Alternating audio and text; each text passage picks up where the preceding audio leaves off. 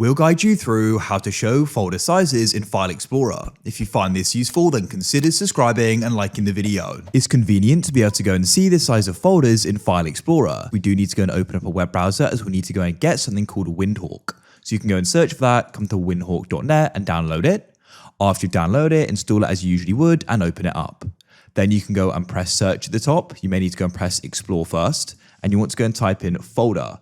And then what we're looking for is better file sizes in Explorer details. So press details, and then you can go and press install in the top, press accept risk and install, scroll down, and what we need to do is go and get something called everything. So click here, we can go and download the installer, and you can then go and run it, find it in your downloads if you struggle to find it, and we need to go and read through this, press I agree if you do, and we can go and install it. Press tools and press options, press indexes, make sure index file size is selected and index file size is selected, press apply, and you can press OK.